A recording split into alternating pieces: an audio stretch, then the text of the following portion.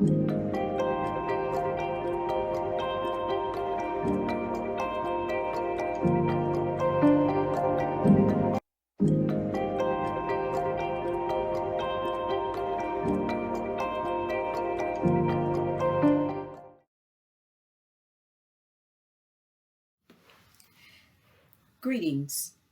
and welcome back to the No Channel.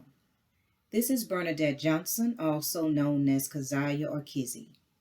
Today I'm coming back with part 3 of the Carlee Russell series, picking apart the hoax narrative. But before I begin, I will ask you to please like this video because the more likes the video get, the more it's in the algorithm of YouTube, because I just recently learned that when the videos don't get likes or get very few likes, YouTube removes it from the algorithm. So since this is a very new channel, I would like it to get as much exposure as possible. So I'm asking you to please like this video and share it, and also subscribe to the channel. So thank you for that. So let's start with part 3 of picking apart the hoax narrative. So in this video, I'm going to go over some of the parts of the case and call them into question on whether or not this was really a hoax. And then you can judge for yourself and determine whether or not you think this is a hoax. Well, it was a hoax. So the first thing I would like to do is read Carlee Russell's attorney's statement.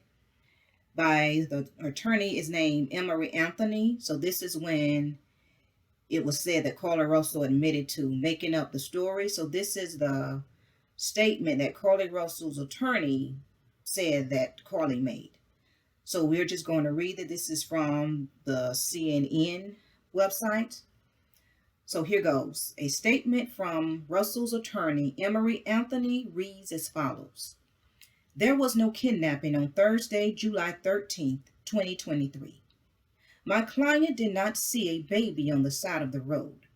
My client did not leave the Hoover area when she was identified as a missing person. My client did not have any help in this incident. This was a single act done by herself. My client was not with anyone or any hotel with anyone from the time she was missing. My client apologizes for her actions to this community, the volunteers who were searching for her, to the Hoover Police Department and other agencies, as well as to her friends and family. We ask for your prayers for Carlee as she addresses her issues and attempts to move forward, understanding that she made a mistake in this matter. So this was supposedly Carlee Russell's statement that was read by her attorney. So I'm going to be referring back to this statement throughout this video. But the first thing I want to say is, they're labeling her as a liar. She made up this story, but I would like to remind you that first and foremost, it was her family and friends who first made the kidnapping claim, not Carlee. She was missing. They interviewed her parents, and then they believe it was a kidnapping. Her friends, they were the ones. Her only claim was when she made a 911 call was to have seen a child on the side of the road. So let's remember that she was not the first one to make the kidnapping claim. And then when she called, I think it was her brother's girlfriend, I believe. She called and the girlfriend heard her scream. And then she lost contact with her. And then that's when the family was insinuating that, oh, something happened to her. She was kidnapped. She was taken. So they were the ones who first said this, not Carlee. And so, of course, and then you had people, YouTube content creators saying that, oh, she made it up to get attention because it was some earlier social media post of her going back and forth with another woman about her boyfriend. So they're saying that she made this story up so she could get sympathy from her boyfriend, so she could win him over. But I want to ask this, okay? You're saying she made it up to get attention. You're saying she made it up to win her boyfriend over. But why would she bring a child into the narrative? Wouldn't that undermine her effort of seeking attention by shifting the focus away from her to the child? So that's just something I want you to think about. If she was doing this all for attention, why bring up a child? Of course, being a little helpless, innocent child, it would undermine all of her efforts for seeking attention. So honestly, that just doesn't add up to me. If she wanted attention, why bring a child into it? And it's also being said that going back to the attorney's statement, it was said that she, of course, she acted alone. And it was other claims being made on YouTube content creators as well about, okay, they say she acted alone. In the statement, her attorney statement says she never left the Hoover area. So how did she pull this off by herself without leaving any kind of track or trace of her whereabouts during those 48 hours? I mean, doing those, this is 2 days. These are 2 days. It would have been something she left behind. She more than likely was eating or doing something. She was in the area, and of course you had all those investigators and even the community of volunteers searching that area. And they didn't see any kind of track or trace or something of her where she was hanging out those 2 days. And then you also had it was content creators saying that, oh, she used one of the tunnels. It's some tunnels near that interstate where she was, I-459, saying that she went through one of the tunnels and then went into the woods. But remember, this was at night. So did she go through the tunnel at night and into the woods at night by herself? I mean, I'm not saying it's impossible that she did, but if so, she's a brave one.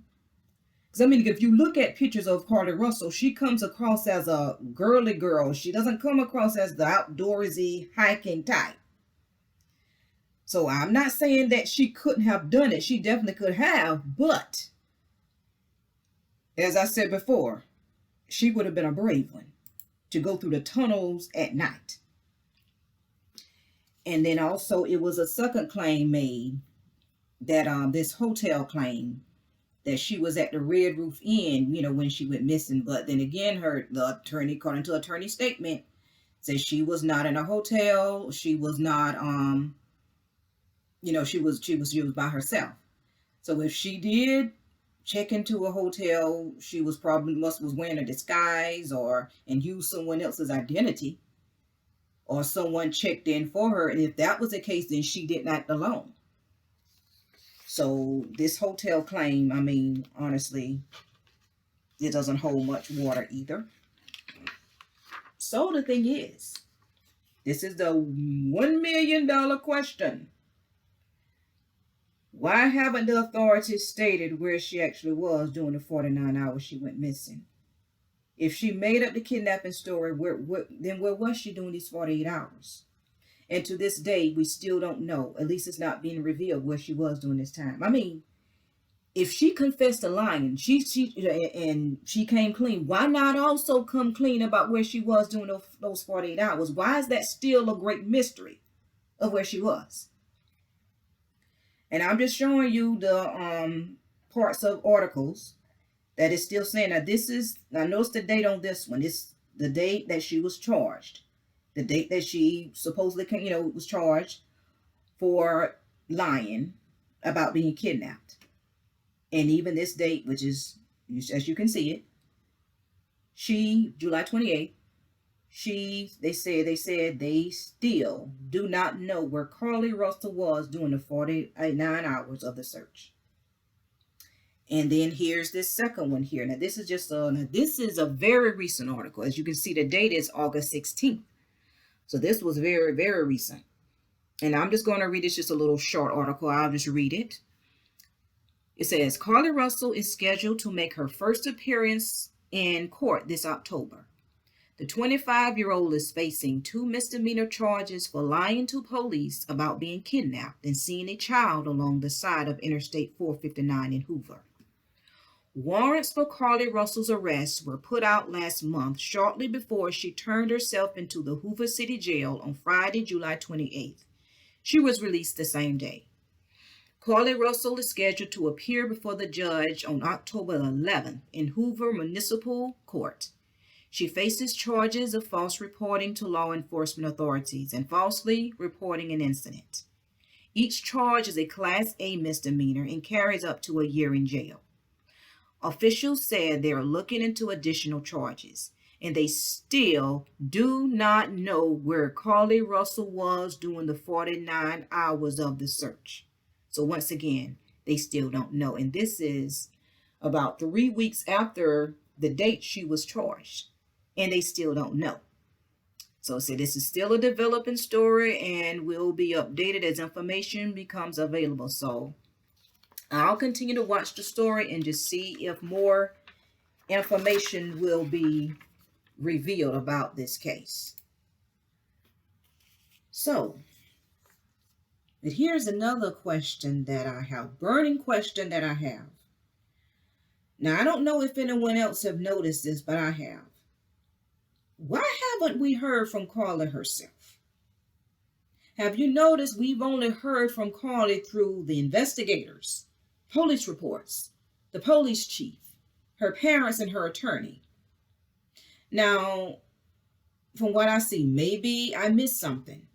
But I also noticed that in all of the articles I read, none of the articles that talks about this story have a direct quote from her. Even when it was talking about her kidnapping story, there's not even a direct quote from her in the kidnapping story when she was saying the man with the orange hair and this and that.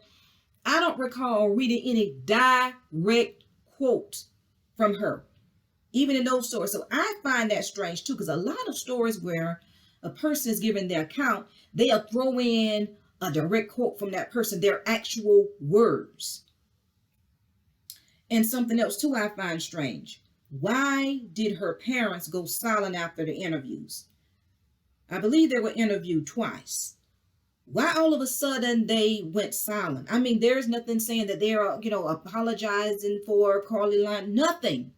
I mean, it's just like they just went completely silent. And I'm wondering, were they and also Carlee threatening to silence to keep from revealing something? And if that was the case, then what is it?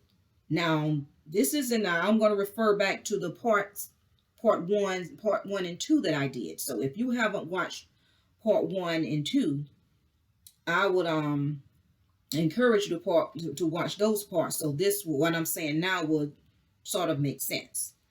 So remember in part 2, I was mentioning the clues taken, target. So was this case written up as a hoax to hide some sinister plot that's underway to harm mankind, specifically Black people?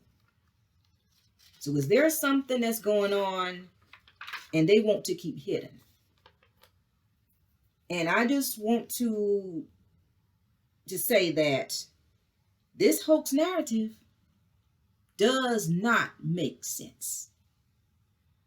As I read over this case, this hoax narrative, it doesn't add up. If you pick it apart bit by bit, it just doesn't add up.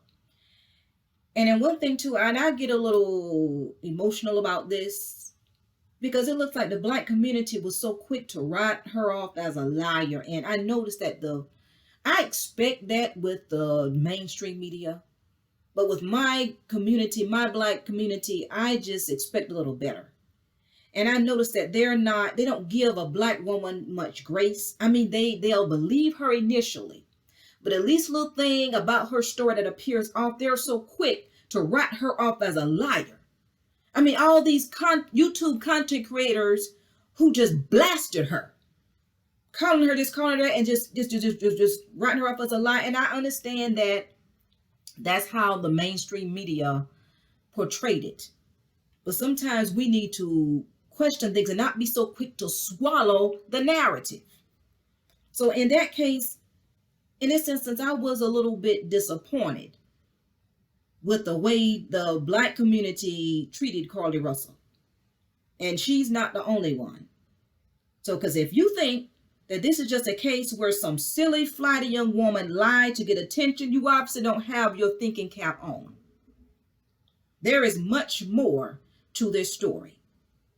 So this is a good transition and way for me to mention and introduce part 4. So there's another part I'm going to be doing. This will be the last part for now. So if more comes out in the case, I could be coming with a part 5, but for now, this 4th part will be the last part. And this will be a message of warning to Black women. The 2 Carlees in the media. Yes, there are actually 2 Carlees that was recently in the media. So while you wait for me to come with part 4, be thinking about who that other Carlee was. So this is the end of part 3, and thank you for watching. And hopefully I will see you in the next one. Peace.